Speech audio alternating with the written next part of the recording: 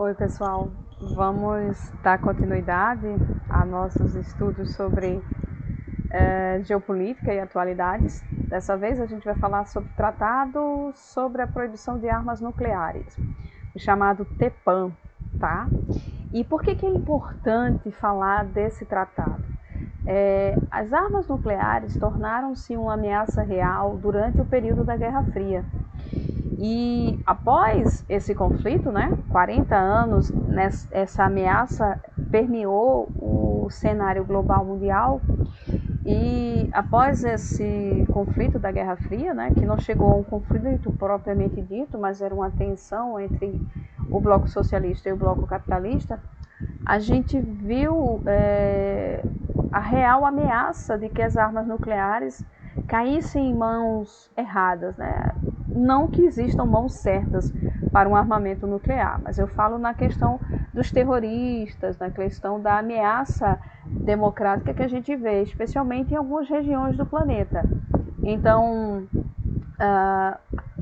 criou-se a ideia desse tratado sobre a proibição da produção e do manuseio dessas armas nucleares.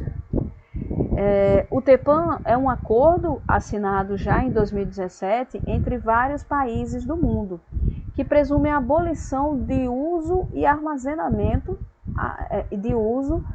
de armamento nuclear e seus respectivos usos, como testes, armazenamento, produção, entre outras situações semelhantes.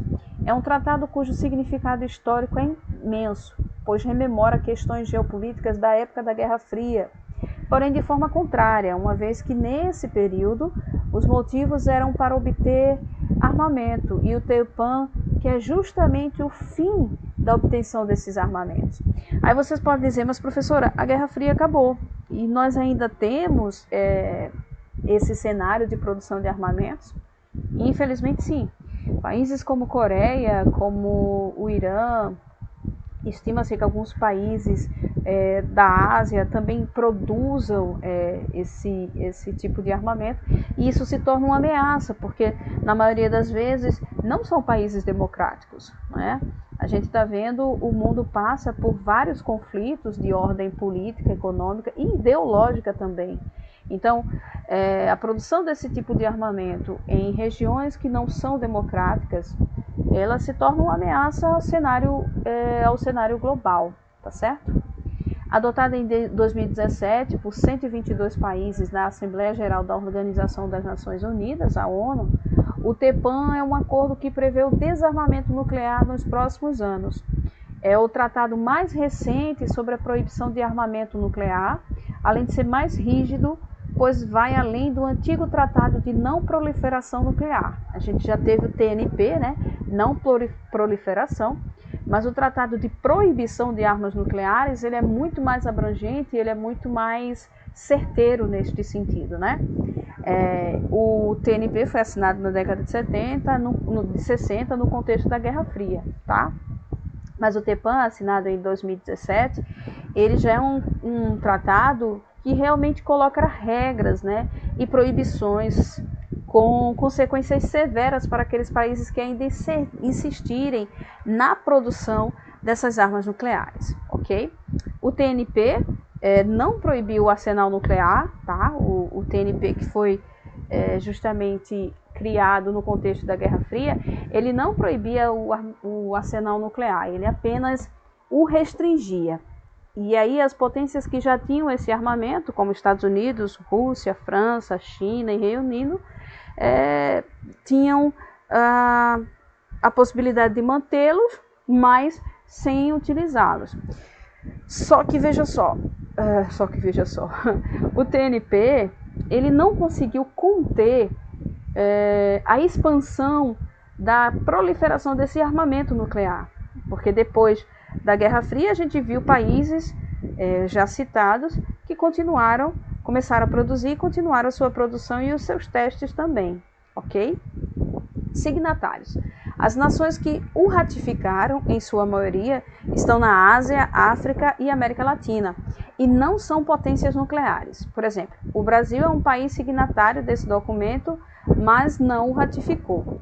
Dos 30 países membros da Organização do Tratado do Atlântico Norte, né, dos 30 países membros da OTAN, como Estados Unidos, Alemanha e Reino Unido, nenhum deles ratificou o documento, mostrando que essa organização, além de ser uma aliança militar, é também uma aliança nuclear. O que quer dizer isso? Existe a assinatura do tratado, mas a ratificação, ou seja, a confirmação dessa assinatura, dessa inclusão, ela é feita através da ratificação. Então, alguns países assinaram o tratado, mas não ratificaram. É como se você assinasse um documento, mas não reconhecesse firma sobre ele, como se você não reconhecesse a veracidade desse documento. E dentre esses países, a gente tem os países importantes da OTAN, né? Os Estados Unidos, Alemanha e Reino Unido. E por que eles fizeram isso? Porque na cabeça geopolítica desses líderes, eles estão em constante ameaça por inimigos que podem usar o armamento nuclear. E se de repente eles ratificam esse tratado, né, eles não vão poder mais produzir, não vão poder mais utilizar esse armamento em um possível ataque que eles venham a sofrer. Então vai ter sempre essa tensão gerada pelo período da Guerra Fria. Tá certo, pessoal? Países com arsenal nuclear. Atualmente o mundo possui 9 países com arsenal nuclear. E vamos prestar atenção quem são essas nações, tá? A gente tem a China, Coreia do Norte, Estados Unidos, França, Índia, Israel, Paquistão, Reino Unido e Rússia. E coloque entre esses países mais um, o Irã. O Irã foi recentemente comprovado por investigações feitas pelos países centrais de que ele produz a tecnologia nuclear, de que ele manuseia essa tecnologia de armamento nuclear. Então, existe aí um perigo eminente. Na lista desses países que nós citamos acima, nós temos casos de países que não são democráticos, né? Casos de países que têm uma ditadura, por exemplo, né? Outros são países com uma população muito elevada, outros têm interesses econômicos e geopolíticos maiores pelo mundo. Ou seja, esse arsenal nuclear dos países citados, ele se torna um problema, sim, quando a gente vai pensar na segurança dos demais países que compõem o planeta, tá certo? Além desses, outros 5 abrigam em seus territórios ogivas nucleares dos Estados Unidos. A Alemanha, a Bélgica, a Holanda, a Itália e a Turquia, elas têm ogivas nucleares norte-americanas. E aí você vai se perguntar, como, professora, por que um país permite que os Estados Unidos deixe ogivas nucleares em seu território? Primeiro que eles são países estrategicamente geográficos, eles têm posições geográficas estratégicas voltadas próximos aos eternos inimigos dos norte-americanos, tá bom? Se encontram esses inimigos entre a Ásia e a Europa. Então os Estados Unidos localizou esse plano de espalhar algumas ogivas em territórios de aliados, ok? E também esses países se dispõem a ter esse armamento como uma forma de proteção, né? Olha, não mexe comigo não, porque aqui eu tenho uma ogiva nuclear e se de repente você iniciar um ataque, a gente tem como responder à altura. Tem essa noção também bélica entre esses países, tá? Rivalidade e suposta proteção. Desses países, nem todos assinaram o TPAM, e dos que assinaram, nenhum ratificou o tratado com receio de perder seu arsenal ou não contar com a proteção dessas armas em um possível ataque militar. Então, aquilo que eu já expliquei anteriormente para vocês é uma evidência. Eles não ratificam, né? Eles não concordam com o tratado, tá? Porque eles têm medo de serem atacados por seus inimigos históricos.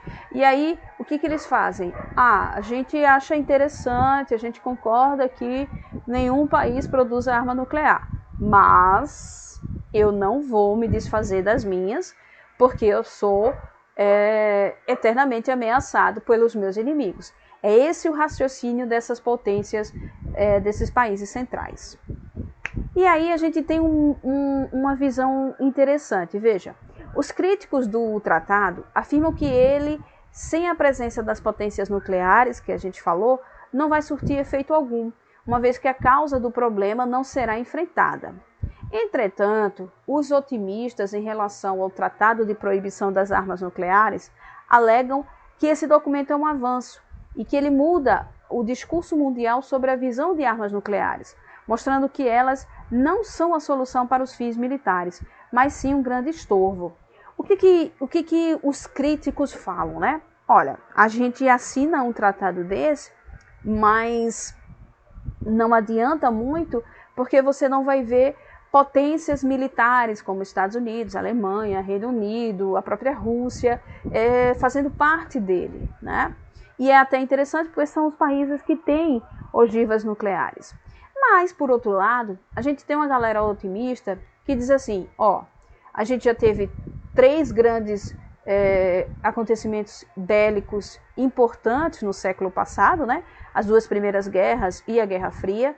A gente teve momentos de tensão, onde houve uma real ameaça por parte da União Soviética aos Estados Unidos com armas nucleares e aos seus aliados, ou seja, as consequências de um ataque nuclear. A gente lembra bem em durante a Segunda Guerra Mundial, não lembro bem o ano, se foi 1942 ou 1944, não lembro bem. Veja, o Japão foi atacado pelos norte-americanos, foram dois ataques nucleares, né? Pelos norte-americanos e seus aliados. A gente teve um ataque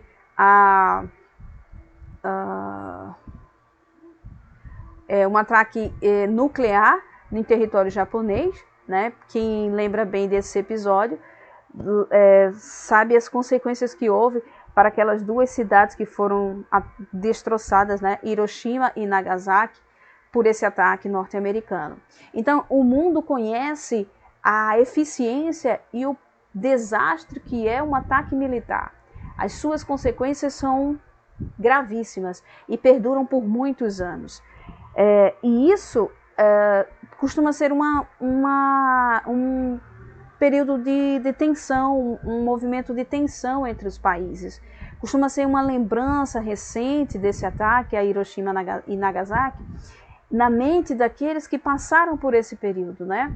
E os otimistas não querem mais ver isso acontecer, os otimistas desse tratado. E eles defendem que, mesmo após todo esse processo de Segunda Guerra Mundial, de ataque a Hiroshima e Nagasaki, da Guerra Fria, da tensão entre a União Soviética e os Estados Unidos, mesmo assim, a gente tem a construção de um tratado que busca eliminar, que busca evitar novos acontecimentos como o que houve no Japão.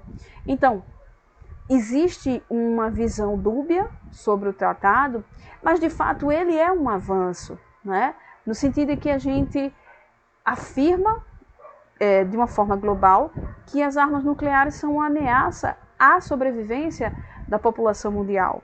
Então, partindo disso, os especialistas acreditam que com os próximos anos nós possamos ter acordos mais centrais, firmados na real proibição da utilização desse armamento nuclear e da sua proibição de produção, o que seria o ideal para o cenário geopolítico mundial, tá certo? Veja, pessoal, vocês perceberam que a gente vem falando muito sobre Guerra Fria, período pós-Guerra Fria, nova ordem mundial. Tudo isso, gente, é tema recorrente em vestibulares e concursos. Tudo isso faz parte de um cenário que vocês precisam conhecer e precisam entender. Por isso, aprofundem os estudos sobre esses temas, tá bom? Na próxima aula, a gente vai falar sobre terrorismo.